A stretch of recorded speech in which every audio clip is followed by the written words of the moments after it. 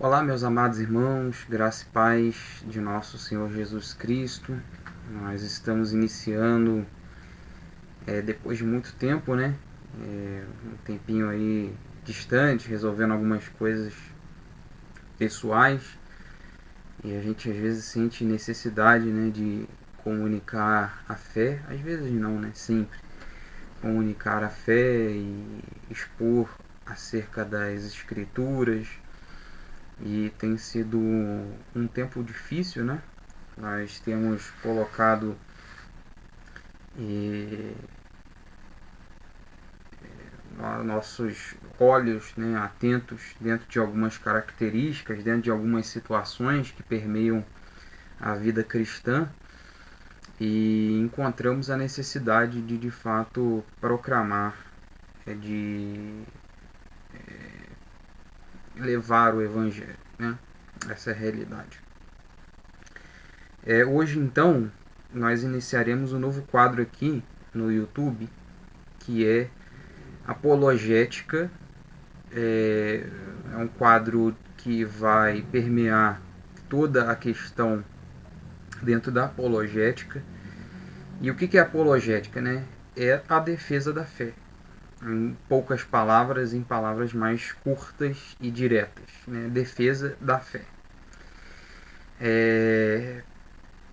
Muitos me perguntariam por que a fé deve ser defendida, né? E é muito simples, é só nós observarmos o que o apóstolo Pedro diz, né, em uma das suas cartas, de que devemos de fato defender a nossa fé, aplicar uma defesa da nossa fé com mansidão, né? Então vocês verão aqui que será um debate não pessoal, mas de ideias, e se essas ideias estão de fato com a fé que a palavra de Deus ela proclama, tá bom? Então hoje a nossa defesa ela vai ser uma defesa contra o neopentecostalismo. Por que nós escolhemos esse tema aí? Principalmente eu e Gabriel, né? Porque tem sido um período de tempo ali em que a igreja está passando e que de fato ela precisa precisamos ter essa atenção dentro do que é o evangelho e dentro do que é falso cristianismo, falso evangelho, não evangelho, é isso que eu quero dizer. Então nós decidimos falar sobre isso, é uma parte mais apologética, mais da defesa. Irei mostrar alguns conteúdos e porque nós não encontramos respaldo para o neopentecostalismo, tá bom? Então pretendo ser um pouco breve, nada maçante. Iremos nos ater a parte das escrituras em alguns momentos e do que essa corrente não cristã, nós já colocamos, eu já conto um spoiler para vocês de que eu particularmente não vejo isso como igreja, tá bom? Isso não reflete o que o cristianismo, o que as escrituras elas dizem, apesar de que eles utilizam bastante versículos. Nós iremos ver alguns vídeos ali que eles utilizam bastante das escrituras para poder ter ali o seu embasamento, tá bom? Então, vou compartilhar aqui os slides. Deixa eu tirar aqui a minha tela da OBS. Então, defesa aí, apologética contra o neopentecostalismo, tá bom? Primeiro, nós precisamos revisitar o conceito de igreja, o conceito de seita, tá? E o conceito de seita, melhor falando. A igreja é o povo de Deus reunido, ou reunidos, e aqui o reunidos, né? Porque o povo de Deus é composto de pessoas de diferentes línguas, povos, nações, reunidos em adoração e reverência diante de Deus, ou a Deus reverentemente. Tá bom? Então esse é o conceito básico de igreja, é o povo de Deus. Esse conceito de que a igreja somos nós, né, ou é uma pessoa, não é válido, ok? Conquanto a palavra de Deus diz que Deus não habita em templos feitos por mãos de homens, mas ele habita no seu povo, né? Ele habita em nós, né? O próprio Cristo diz que o reino ele não é de visível aparência, mas está dentro de nós, né? Então, o povo, igreja, eclesia, assembleia, o povo, a reunião do povo de Deus em adoração e reverência. Quem que é o cabeça? Cristo é o cabeça da igreja.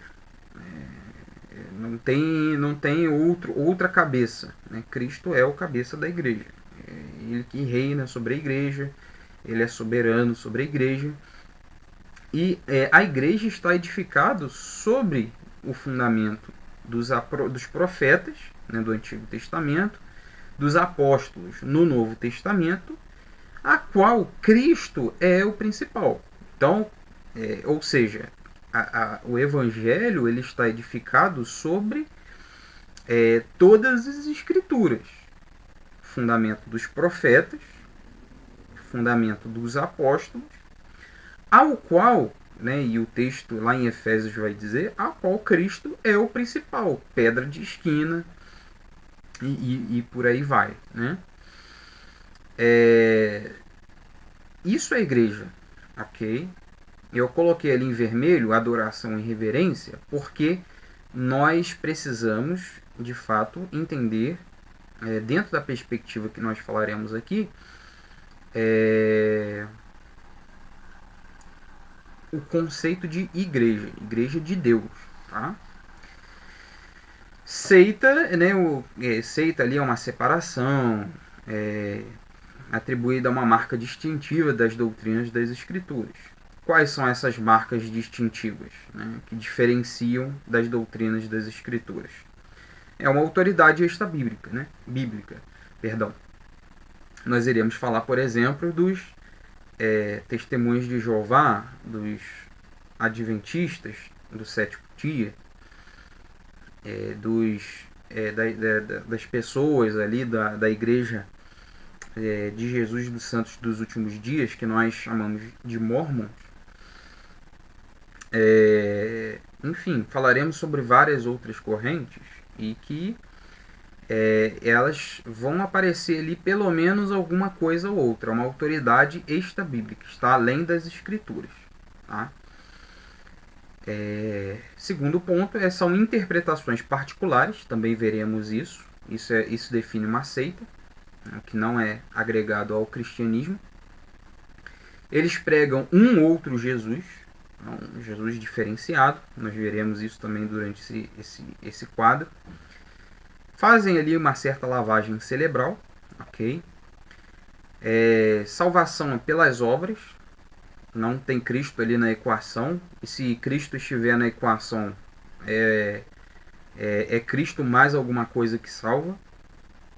E as falsas profecias, que é o foco aqui da nossa aula de hoje. Tá? Isso é considerado seita, isso é considerado não igreja, tá? Não cristianismo, não elementos da fé. Tá dando para entender? Não é o cristianismo. Deixa eu passar aqui, vamos lá. Quais são as características do neopentecostalismo? Primeira característica, primeiro nós precisamos, melhor falando, entender o que é neopentecostalismo, né? Como eu coloquei ali, é uma readaptação do pentecostalismo, por isso que tem um pentecostalismo no meio, com a sua introdução principalmente no início ali, mais para o finalzinho dos anos 70, tá? Principalmente com o advento do que nós chamamos de IURD, é a Igreja Universal do Reino de Deus, né, do bispo Edir Macedo. Tá? E vocês vão ver que eu tenho uma dificuldade com nomenclaturas.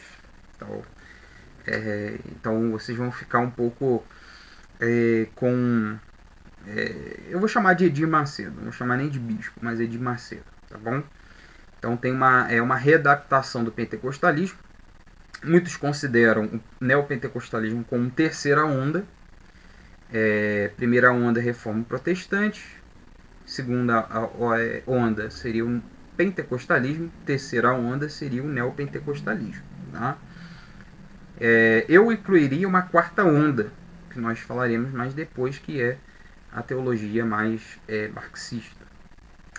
O segundo ponto é que o próprio prefixo neo, indica algo novo que é distinto do antigo ou do tradicional, que é o pentecostalismo.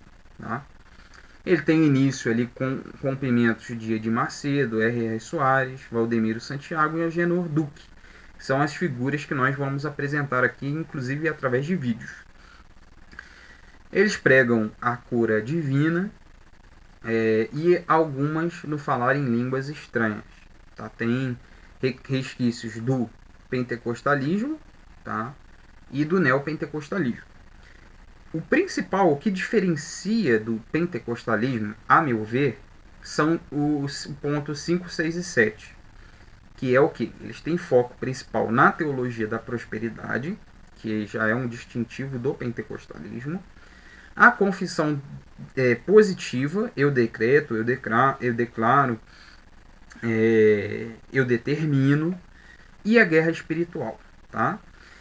Um outro ponto também, né, o próprio nome do canal aqui é Reformata, não é Instituto, perdão, mas é Projeto Reformata. Somos nós reformados, principalmente eu, Gabriel, que estamos aí mais ligados à frente, e eu irei apresentar a perspectiva reformada de alguns pontos, tá bom? Então vamos lá.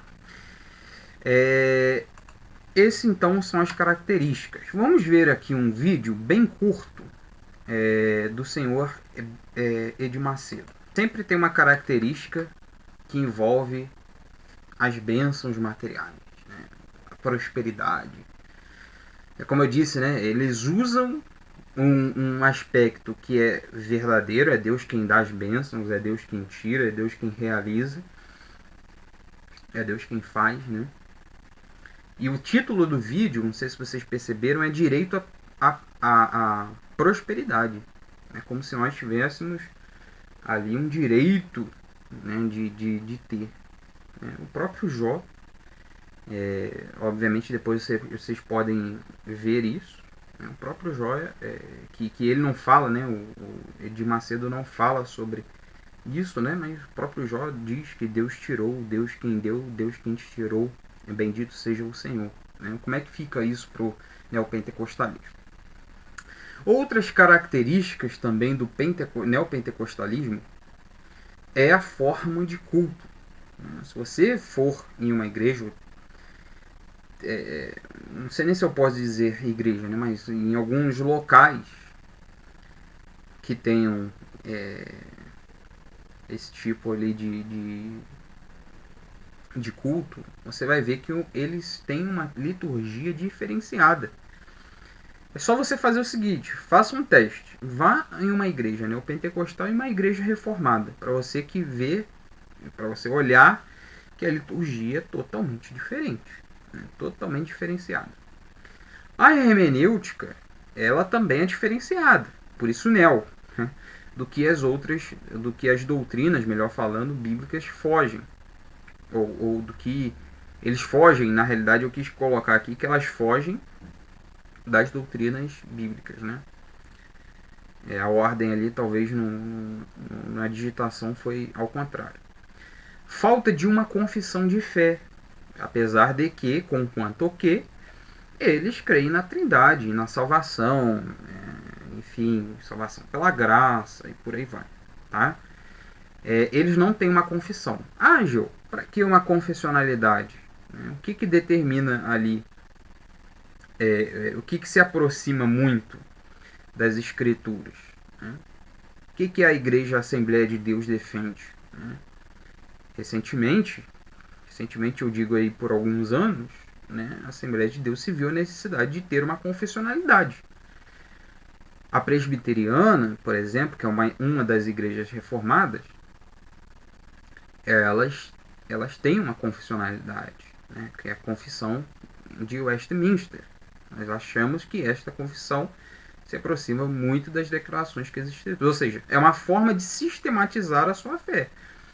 Nós cremos no quê? Nós cremos na Trindade. Nós cremos na salvação pela graça. Nós cremos no inferno e por aí vai. Nós iremos ver o que em semelhança o neopentecostalismo crê.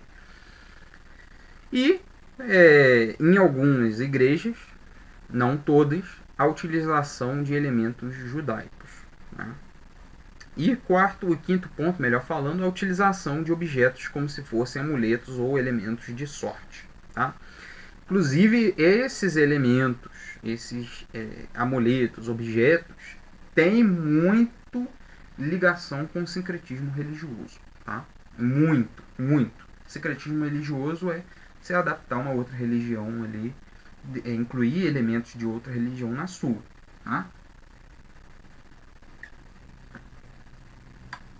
Então, né, que tem ali um objeto, um feijão, o título do vídeo, né, que é um corte aí dessa questão, e você pode ver notícias. O Ageu tá passando cortes aqui. Você pode procurar notícias, tá? Tá aí vídeos completos também, tá? Então, de elementos, de objetos, de alimentos, a água que foi tirada do Rio Jordão, que vai trazer cura para você.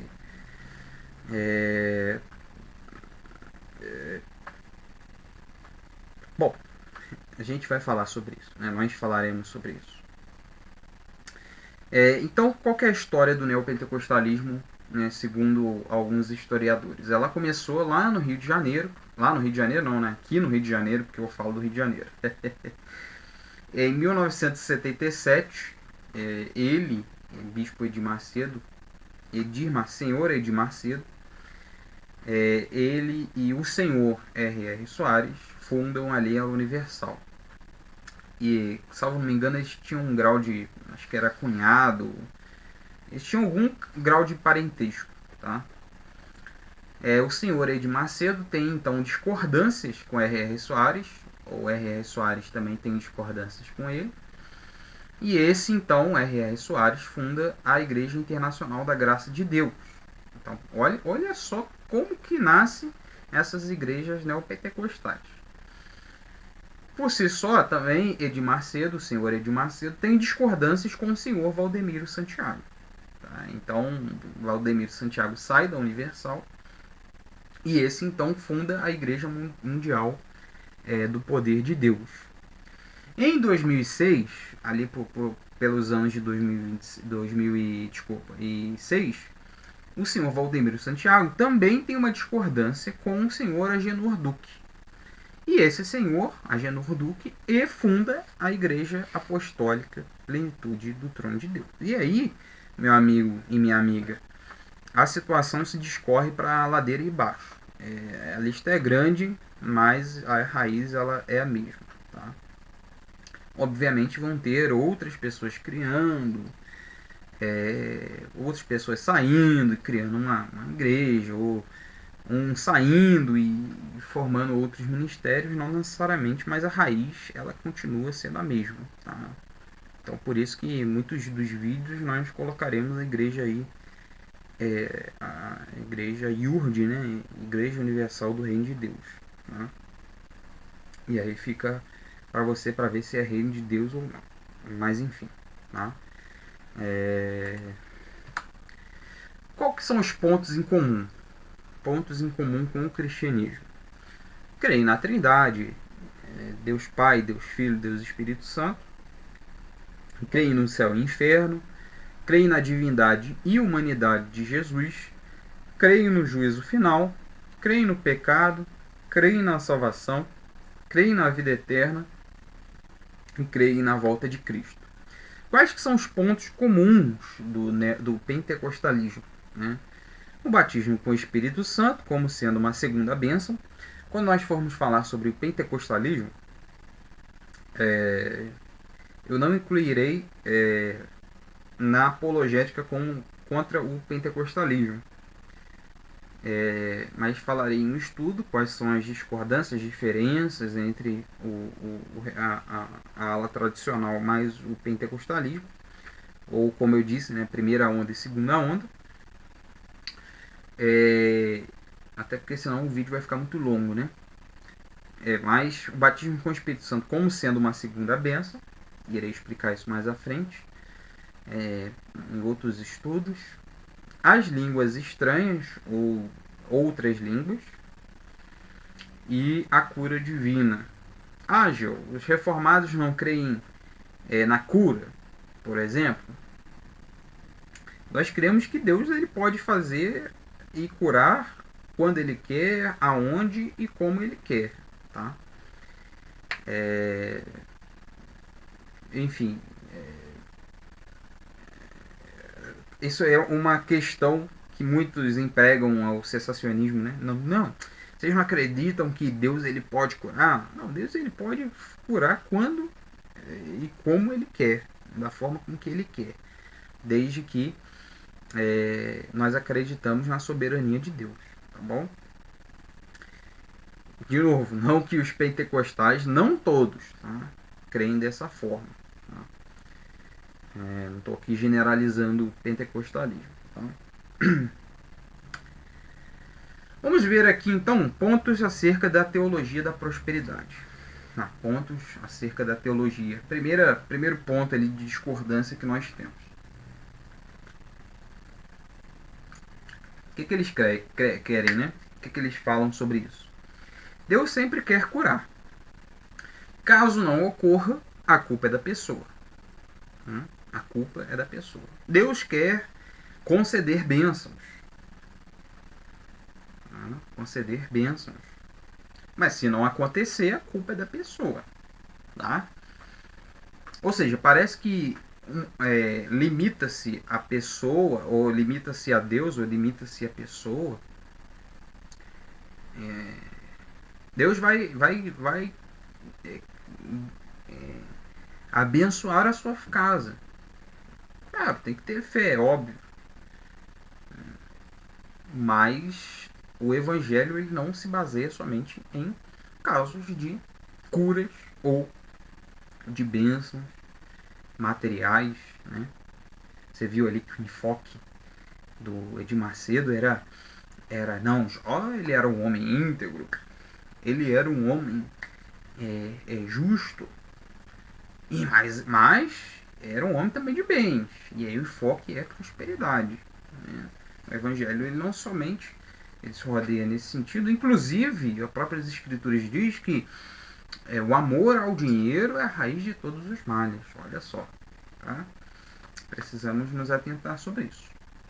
Mas olha no quesito de cura, como nós vimos aqui, né? Eles baseiam-se em alguns textos, principalmente no texto de Isaías 53, em que diz o seguinte, lá no verso 4, ele diz assim: certamente ele tomou sobre si as nossas enfermidades e as nossas dores levou sobre si. E nós reputávamos por aflito, ferido de Deus e oprimido.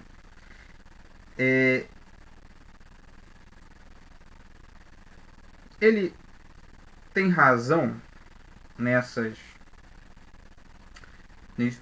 pontos, né? De fato, sim, Deus ele veio não só redimir da culpa do pecado, né, da presença do pecado e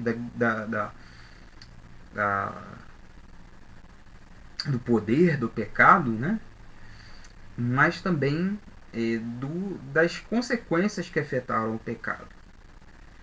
Só que usar esse texto para um âmbito de cura é de, olha, tá vendo? Deus tem que fazer. Deus tem que atuar. Deus tem que, como se Deus é obrigado a realizar as coisas, é, não é um princípio bíblico. Deus, ele nos livrou, e é um ponto importante de nós realizarmos apologética, da culpa do pecado. Né? A salvação, ele é um já e ainda não. Nós já fomos salvos da culpa do pecado, pela fé em Cristo Jesus, pela justificação, pela regeneração, né?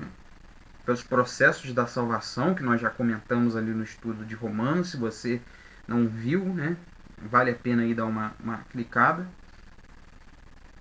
Da culpa do pecado. Está nos livrando, né, do poder, da presença, enfim, do pecado.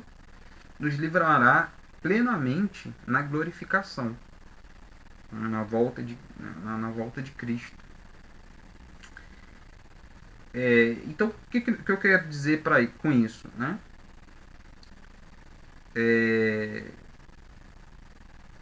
Se formos parar para pensar da mesma ideia do argumento que eles querem dizer, né?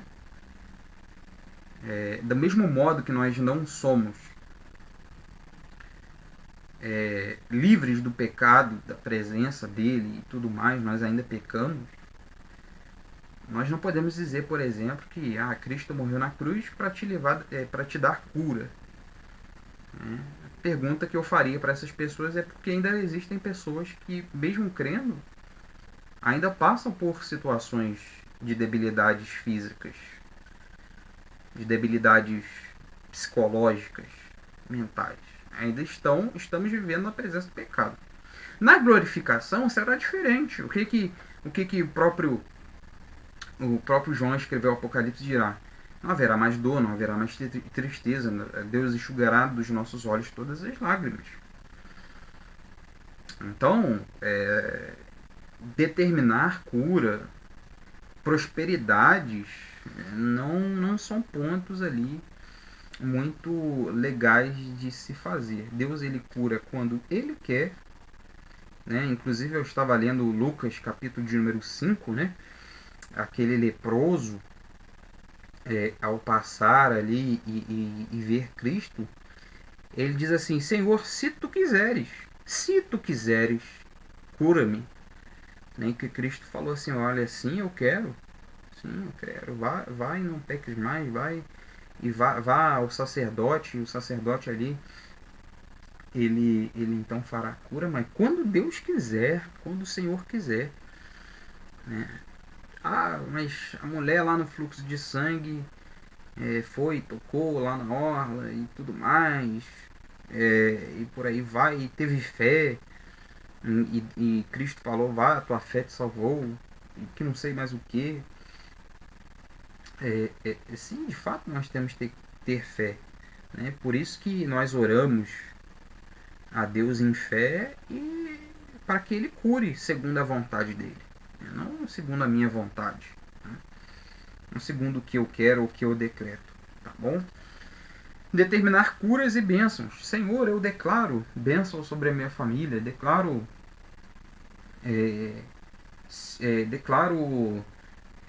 bênção sobre meu casamento. Onde essas pessoas que falam isso, ou esses, abre aspas, pastores que falam isso, sequer vê o âmago, vê melhor falando, o centro da causalidade. Não, Senhor, eu declaro bênção sobre o meu casamento, meu marido não brigue mais comigo, né, minha esposa não brigue mais comigo. Onde a correção devida seria: será que essas pessoas têm sido boas esposas, bons maridos? Senhor, vai abrindo aí, por que eu fui demitido? Culpa aí, a culpa é sua, não teve fé. Mas será que a pessoa foi um bom empregado? Um bom, melhor falando, não gosto muito desse termo empregado, mas um bom colaborador? Né? Será que ele foi um bom colaborador? E a terceira pergunta é: quando Deus não cura? Quando Deus não faz? Né? No primeiro vídeo, nós observamos o caso de Jó. Ele citou ali o versículo, falou sobre prosperidade, ou quando Deus não realiza, não dá bênçãos, não dá o carro, não dá essas coisas. E quando tudo acaba? Será que essas pessoas são ensinadas a perseverar na fé? E quando Deus não der? Né? E quando Deus não der? Olha aí o que Filipenses, capítulo de número 4, verso de número 10, diz. Muitos utilizam só um trecho, né, um folhetinho ali de palavras. Mas olha o que Paulo diz em Filipenses 4:10. Todo mundo diz ali, posso todas as coisas naquele que me fortalece, né, enchendo ali a sua boca para poder falar. Mas olha o que o texto diz. Alegrei-me sobremaneira no Senhor, porque agora uma vez mais renovastes a meu favor o vosso cuidado, o qual também já tinhas antes, mas vos faltava oportunidade. Digo isto não por causa da pobreza, porque aprendi a viver contente em toda e qualquer situação. Também sei estar humilhado como ser honrado. De tudo e em todas as circunstâncias já tenho experiência, tanto de fartura como de fome, assim de abundância como de escassez. Tudo posso naquele que me fortalece. Ou seja, a suficiência e a satisfação em Cristo, ela é muito maior. Eu já ganhei maturidade, isso que o Paulo está falando aqui. Eu já ganhei maturidade, já ganhei aqui experiência para passar todas as circunstâncias da vida. Se Deus então ele me conceder, ele continua sendo soberano sobre todas as coisas. E se ele não me curar, ele também será soberano em todas as coisas. A minha fé ela tem que estar fundamentada não em curas, não só nos âmbitos visíveis, expositivos da graça de Deus, mas fundamentadas em Cristo. Fundamentadas em Cristo. O que eu digo expositivo, mas eu digo nas evidências, né, expositivas, os milagres, as curas, a providência. Devemos estar fundamentados nessas coisas. Né? Então, todas as coisas podemos naquele que nos fortalece. Passando fome, passando frio, passando circunstâncias, tribulações, todas as coisas nós podemos naquele que nos fortalece. Tá? Então é ele quem executa essas coisas. Tá? E devemos olhar também isso como um sinal. Se estamos passando por certas situações, ora, para que sejamos conformados à imagem de Cristo Jesus, ou simplesmente para Cristo nos ensinando alguma coisa. Né? Então todas as coisas têm um proveito, né? Pois quem fortalece, quem provê, administra todas essas coisas é Cristo. Tá bom? Esse aí é um outro tema também que eu coloquei em análise. Os objetos ungidos. Né? Objetos ungidos. Rosa ungida, sal grosso, fitas e pulseiras, pano ungido. Né? Aí eles usam um texto lá de Pedro, né? Pedro ou Paulo, agora eu não me recordo. Não, passou lá a orla da veste, ou até mesmo a veste de Jesus, né? Tá aqui um pedacinho de pano. Esse pedacinho de pano ali, ele, assim como aquela mulher que tocou na orla do manto, agora você também vai. São, na realidade, o que eu coloquei no ponto número 3 é o que? O sincretismo religioso. É você trazer situações de outras religiões, uma fita lá do Senhor do Bonfim, pulseira do não sei da onde, um pano, uma rosa, de outras religiões para algum significado. É o que eu coloquei aqui no ponto número 2 e eles chamam, são pontos de contato para a fé.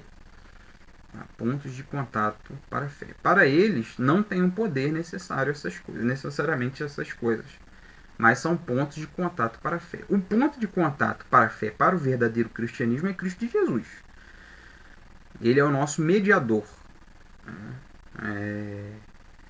Ele tem todo o poder, entendeu? E o ponto da nossa fé, o contato da nossa fé, o mediador da nossa fé, é é o que Hebreus vai dizer, né? Ele é autor e consumador da nossa fé, Cristo Jesus. Não é pano ungido, água do não sei da onde, e por aí vai. Tá? É Cristo Jesus. E ponto final. Tá? Terapias do amor ali, tem situações que parecem até aquelas. Até esqueci o nome, né? Que fazia simpatia, né? E sessão de descarrego. Descarrego para quê, né? A gente vai falar isso sobre o princípio da batalha espiritual. Mas eles tendem a fazer muito isso, a fogueira santa, né? A gente vai ver alguns aspectos disso ali, o que é a fogueira santa. Isso de vídeos deles, né? Pra gente não falar que são tendenciosos, tá? É só você dar um Google aí, pesquisar mais vídeos aí sobre isso, ler livros aí deles e ver que tudo que eu tô falando, se de fato é bíblico ou não, tá? Aí tem um tópico também, a libertação e a maldição hereditária. Tudo para eles é o demônio. Então você viu ali que todas as desgraças que acontecem na humanidade, a gente viu no primeiro vídeo que coisas ali do demônio, Satanás e por aí vai. As coisas deste mundo, as ruins, são obras do demônio. As coisas que ocorrem não é decorrente do pecado, mas das obras de Satanás. Então, se você, como eu disse, ele foi demitido, não foi porque você foi um mal, né? A pergunta que eles fazem é se não foi, se a pessoa não foi um mau funcionário, ou se a pessoa não, a culpa é de demônios, enfim, tem demônios inclusive para cada cada área ali, né? O casamento, fulano do casamento foi o que realizou essas coisas, né? Nunca é a culpa da pessoa. Ah, se meu casamento tá indo mal, culpa é do tinhoso, né? Nunca é decorrente de um pecado, do pecado da pessoa. Sempre é decorrente de alguma obra ali, e para isso precisa-se de libertação. Sabemos que das obras de Satanás na vida das pessoas, Satanás está a rodear, procurando a quem possa tragar e tudo mais. Contudo, nós precisamos entender que Deus é soberano e é maior que Satanás. Precisamos nos agarrar na nossa fé e viver nela, né? Viver na fé em Cristo Jesus, né? Entendendo que Deus ele nos tirou também do cativeiro e por aí vai, do pecado, e precisamos entender então que Deus é soberano, né? Deus é soberano. Erros humanos, eles precisam ser confessados diante de Deus. Confessados diante de Deus. Tá certo? Eles precisam ser confessados diante de Deus. Eu saí do meu trabalho, fui demitido do meu trabalho porque é obra do tinhoso. Não. Às vezes você foi um mau empregado. Você meu casamento não está indo bem. Você tem que avaliar dentro do seu coração se de fato pré-escutar, pedir o Santo Espírito para pré-escute e falar se o erro é meu ou não. Será que isso que eu estou vendo é meu ou não? Enfim. Mas os erros humanos que eu quero dizer é que precisam ser confessados. Quinto ponto é a maldição hereditária.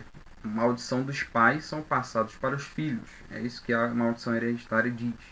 Pecados de avós, por exemplo, são passados para os filhos. Eles usam uma passagem, se não me engano, de Deuteronômio. Deuteronômio 18, se não me engano. Depois eu boto direitinho os capítulos e versículos, que diz que o Senhor lembraria da transgressão de pai para os filhos até a quarta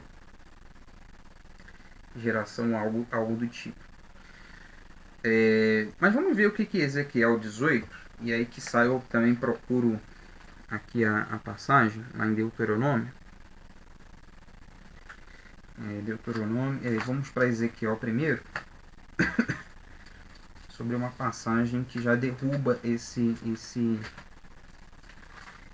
essa teoria aí da maldição hereditária.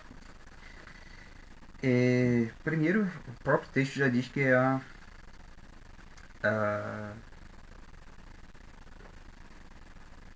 responsabilidade da pessoa é pessoal. A responsabilidade do povo é pessoal. Porque o povo estava indagando, olha que o verso 1 até o verso de número 4 vai dizer: Veio a mim a palavra do Senhor ao profeta Ezequiel, dizendo: Que tendes vós que acerca da terra de Israel proferis esse provérbio, dizendo: Os pais comeram uvas verdes e os dentes dos filhos é que se embotam. Ou seja, na época ali do exílio, né, as pessoas estavam se perguntando: olha, os meus pais, que eles citavam, né, esse provérbio, dizendo assim: os meus pais que pecaram contra o Senhor, né, o povo antigamente pecaram contra o Senhor, é a gente que está pagando, né, esse ato, né? E é o dente dos filhos que se embota. E aí Deus ele profere isso: tão certo como eu vivo, diz o Senhor Deus, jamais direis esse provérbio em Israel: eis que todas as almas são minhas, como a alma do pai e do filho, a alma que pecar, essa morrerá. E aí ele vai dizer mais à frente, né, que a responsabilidade então ele é pessoal. Ele vai dizer isso no verso 20 também, né? A alma que pecar, essa morrerá. O filho não levará a iniquidade do pai, nem o pai a iniquidade do filho. A justiça do justo ficará sobre ele, a perversidade do perverso cairá sobre este. Ele está aqui recitando, deixa eu ver se eu acho aqui,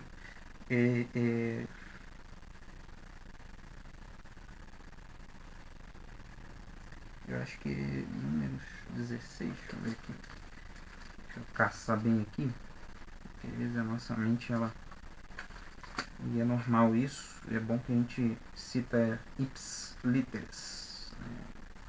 Palavra. Números 16, 22. Deixa eu ver se é isso mesmo, senão eu boto aí nos comentários o número certinho aqui, tá bom? 16, 22, deixa eu ver aqui. Eita.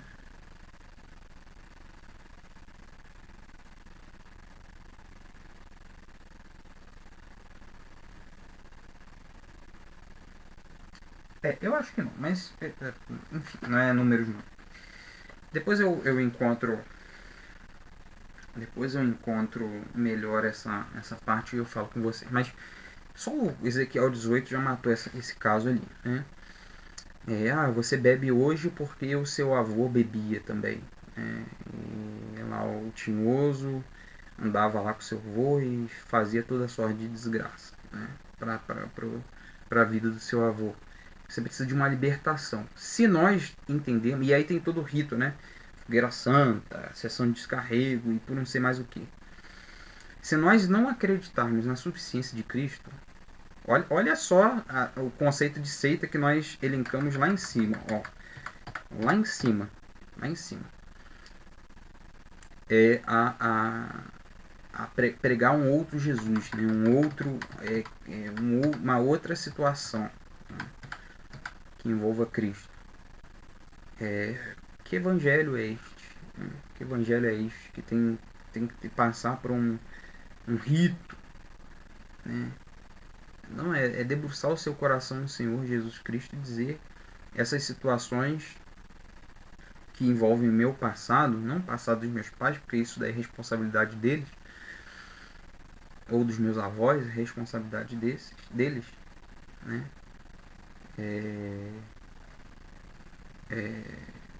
E agarrar nessa em Cristo e no perdão que Cristo nos concede pela fé, em arrependimento, em confissão.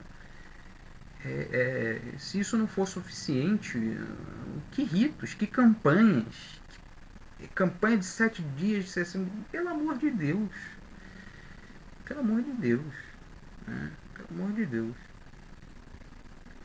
Então, são coisas que não tem respaldo nas escrituras. Eles tentam fazer respaldo nas escrituras, mas você não encontra. Quando você se depara com o texto de Ezequiel 18, quando você se depara com textos em Atos, por exemplo, de Ananias e Safira, quando você se depara com a realidade dessas coisas, do que eles pregam, do que eles falam, a culpa, por exemplo, libertação e maldição hereditária, a culpa nunca é do pecado, nunca é do pecador, sempre a culpa é do outro, a culpa é do tinhoso, né? E por aí vai, né? Sendo que a culpa ela instaura também, Tiago mesmo vai dizer, né, que a tentação não provém de Deus, mas provém do nosso próprio coração pecaminoso. O vídeo aqui até por conta de direitos e enfim.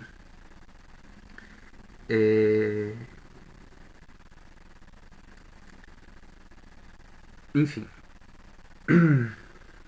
Mas acho que já deu para entender, né, que essas pessoas elas entendem como maldição hereditária.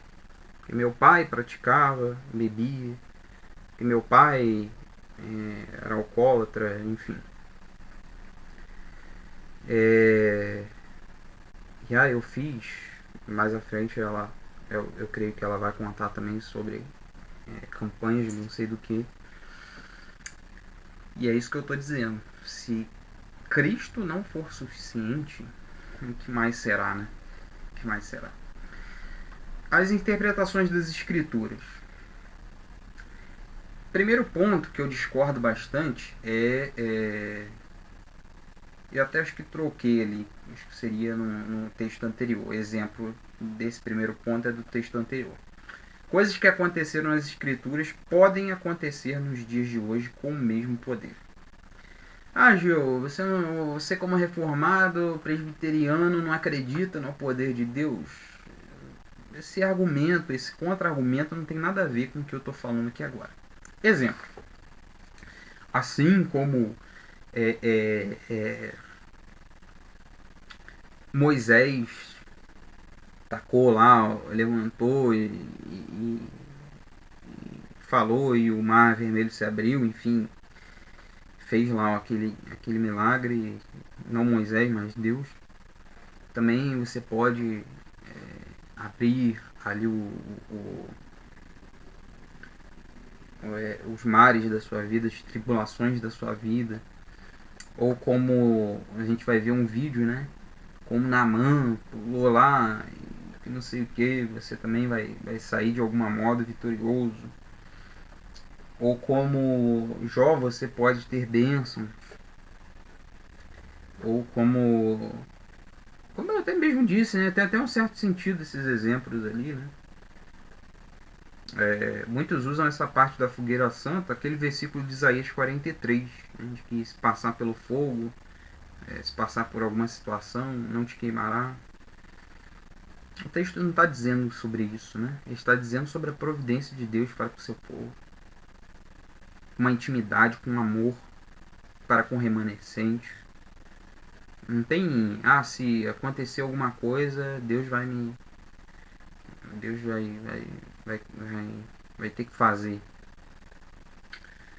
E acaba Deus sendo o seu serviçal, né? Ou senão, como o, as vestes lá acho que de Pedro, Paulo, enfim. Eu tenho certeza que é Pedro.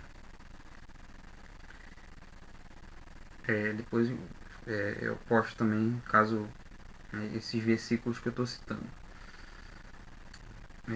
Você também, aqui a gente vai passar, e aí tem vídeos lá de pessoas passando com terno, né, e tudo mais. Esse não é o propósito das Escrituras, primeiro ponto. O propósito das Escrituras é mostrar a redenção.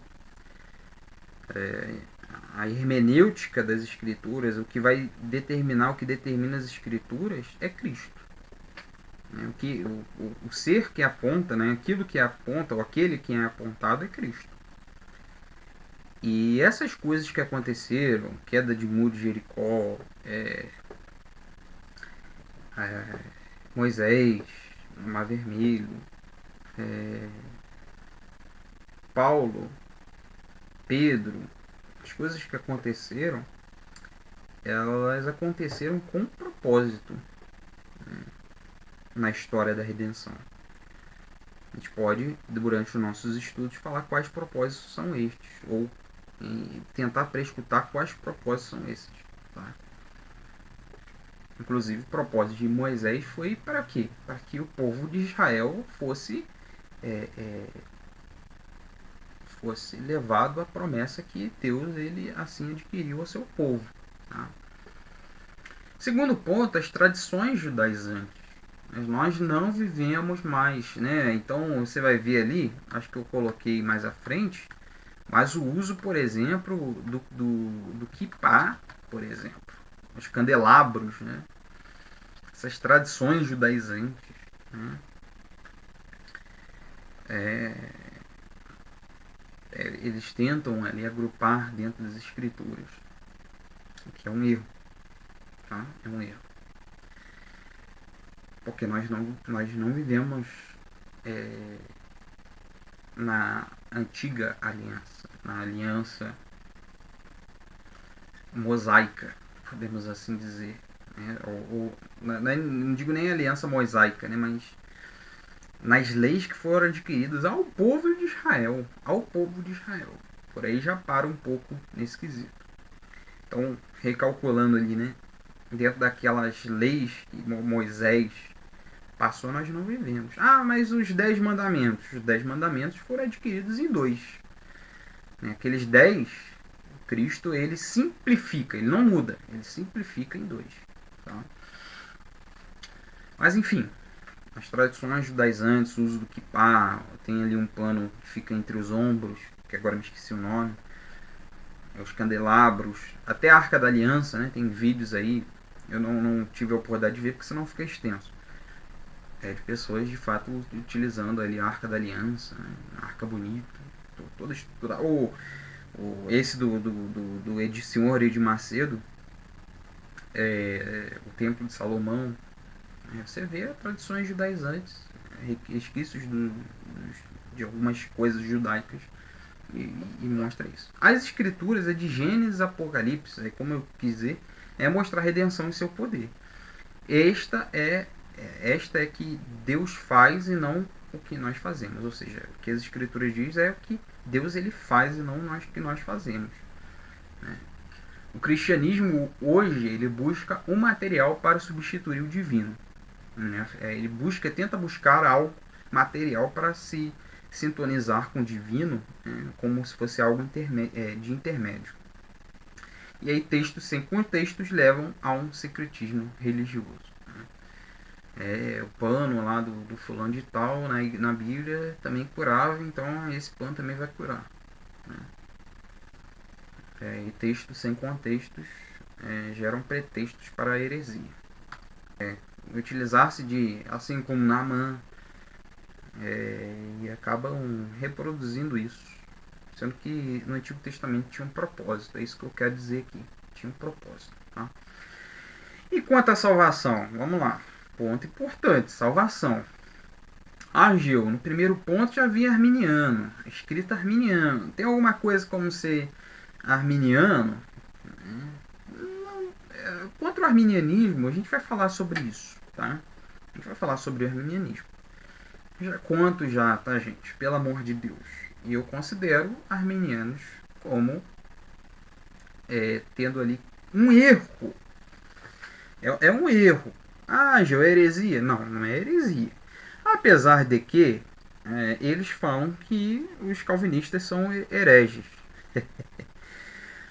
É incrível, né? Eles se doem porque, não todos, mas alguns se doem porque alguns calvinistas chamam os arminianos de hereges.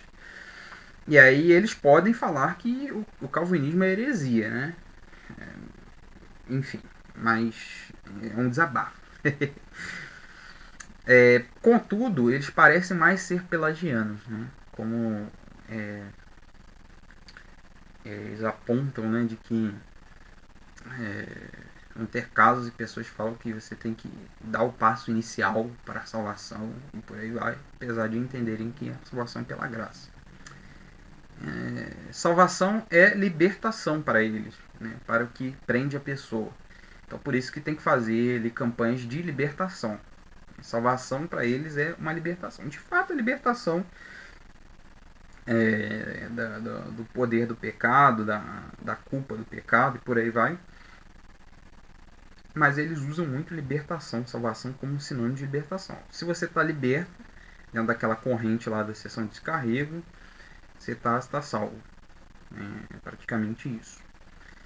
Em muitas igrejas, tem até um vídeo na época, isso já tem um bom tempinho já, do R.R. Soares, né? Do senhor R.R. Soares. Ele fala que quem não der dízimo é considerado como um ladrão, né? E logo não vai ser salvo. Tá aí nas redes, né? Você pode pesquisar aí depois. Tá? Então, em muitas igrejas, dar o dízimo importa a salvação. Inclusive, tem aí um jovem que ele pede, né? Irmãos, é questão de fé. Se você não der, sua casa não vai ser abençoada. Passando, é por isso que eu falei que é uma lavagem cerebral. Pessoas que parecem que querem arrancar a doidada. Então, para algumas igrejas, hoje eu vou colocar todas do neopentecostalismo, dizem que dar o dízimo importa a salvação. E aí, pergunta que fica, tem pessoas salvas nessas igrejas? Pessoas que creem em Cristo? Primeiro ponto para responder essa pergunta é que salvação não é mérito nosso, né, para determinar se todas as pessoas são salvas ou não. Eu creio que tenham pessoas salvas, mais ainda que estão presas a esse desserviço que nós chamamos de neopentecostalismo, tá? Pessoas que de fato creem em Deus. E vivem uma vida piedosa. Eu particularmente conheço pessoas que são dessas denominações, dessas, abre aspas, igrejas, vou chamar de denominações, mas abre aspas, igrejas, e que vivem uma vida de fato piedosa. Mas como eu disse, quem somos nós para questionar, tá bom? E aí tem um link aí, depois vocês podem ler aí, que é um link de como manter a salvação, como se a salvação fosse mantida. Eu tenho que fazer salvação, e inclusive esse texto ele diz ali, tem que ler a Bíblia, tem que participar das reuniões das igrejas, né, da Igreja Universal e por aí vai, e fazer ali uma série de práticas, né, para você manter a sua salvação. Eu só não me lembro se eles colocam dízimo, mas acho que é só em culto que eles falam isso. Mas enfim. Não vou nem comentar isso daí. Mas enfim. Tá aí nas redes, gente. Tá aí, enfim. Tá aí em algumas redes. Sobre então, acho que batalha espiritual, né? Doenças e dores é a presença de algum espírito. Sempre tem alguma dor, doença, alguma causalidade que é representada por algum espírito. E aí, sobre possessões, as conversações que os bispos apóstolos fazem são questionáveis, né? Inclusive, para vocês verem, é bom a gente falar sobre a história do neopentecostalismo. Se vocês verem alguns casos, inclusive tem, abre aspas, possessões que aqui lá o Tinhoso tá falando mal, cascando, abre aspas aqui, né, de um modo mais popular, né, dentro da minha fala, de questionando, lá tá vendo lá o apóstolo da outra igreja lá, ele, lá eu faço e esse daí tá tudo, todo mundo lá tá possesso. Ah, irmão, reformados também creem? É claro, tá nas escrituras que pessoas que são oprimidas por esse tipo de situação. Pergunta inclusive, o reverendo Augusto Nicodemos, ele diz em suas exposições, né? Não precisa falar, mudar o tom de voz, ficar botando a mão para trás e fazendo o que faz, não. É só pegar o exemplo de Judas, né? Ele só foi lá, fez e vendeu. Foi lá e vendeu. E aí nós precisamos entender que o Evangelho de Cristo é triunfante e a batalha ela não não é incerta, né? Isso que eu quis dizer. O Evangelho de Cristo é triunfante e a batalha espiritual, ela não é incerta, mas é tão certa que Cristo ele nos fala, a batalha é certa. Cristo venceu, melhor falando, a morte e venceu, melhor falando, todas as potestades, tá? Enfim, amarrou o valente e por aí vai, tá? Então, batalha espiritual, existe, mas de uma forma não como essas pessoas colocam, tá? E aí, práticas judaizantes, eu também já falei com isso. E aí, por último, eu coloquei ali, essas coisas são sombras. Os objetos no Antigo Testamento eram tipos e figuras de Cristo. Festas eram tipos e figuras de Cristo. Então, todos esses ritos, essas coisas, né? A construção, por exemplo, do Templo de Salomão, Cristo fala, olha, vocês podem destruir esse templo, em 3 dias esse templo estará aí. Eu vou reerguer esse templo novamente. Tá? Então, sacerdote, né? Sumo sacerdote, Cristo é o nosso sumo sacerdote, candelabro e por aí vai, são coisas que remetem a Cristo, tá bom? É só você ler textos ali que vão colocar esses pontos mais de forma mais coerente. Bom, vamos finalizando então. Compartilhar aqui, voltar. Agora, opa, foi. Vamos então voltar aqui e dizer por que então essas igrejas, abre aspas, não são igrejas evangélicas. Por tudo quanto nós vimos aqui. É muito simples, é só vocês fazerem uma aventura, irem nessas igrejas. Vai numa igreja reformada, uma igreja séria, bíblica. Vai em uma igreja Assembleia de Deus que ainda preza pela sua vertente tradicional. E vai numa igreja neopentecostal para ver. Ah, Gil, eu não quero ir. É só entrar no live e tudo mais. Para você ver a forma e ver que de fato não condiz com as escrituras. E com isso, por que é importante nós fazermos apologética? Com isso, nós entendemos que essas igrejas não são igrejas saudáveis. Ou seja, mas a eu tem crescimento, tem ali pessoas que têm igrejas que crescem de forma errada, não de forma saudável. Não de forma saudável. Pode crescer em número, mas em qualidade não cresce. E aí, eu, na realidade, falo por mim, não considero igrejas. Eu coloquei o termo igrejas aqui, coloco todas as minhas citações que eu falei, igreja, bispo, pastor, apóstolo, coloquem entre aspas. Eu não considero essas pessoas, não considero igrejas dentro do que nós falamos ali. tá? Pelos motivos que nós já falamos. E, ao meu ver, são seitas. São seitas. São seitas, são pessoas que não... são ideias que não coadunam, que não se referem ao verdadeiro cristianismo.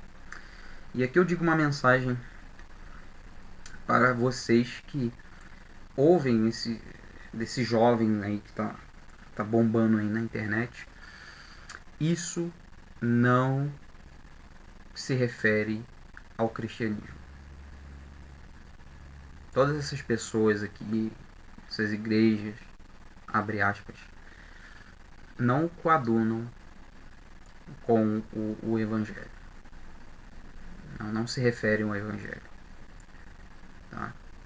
Busquem entender o evangelho, vão de encontro a igrejas bíblicas, e agora eu me refiro a pessoas que estão nessas igrejas neopentecostais. Saiam. Se você se deleita na fé em Cristo Jesus, saiam. Saiam.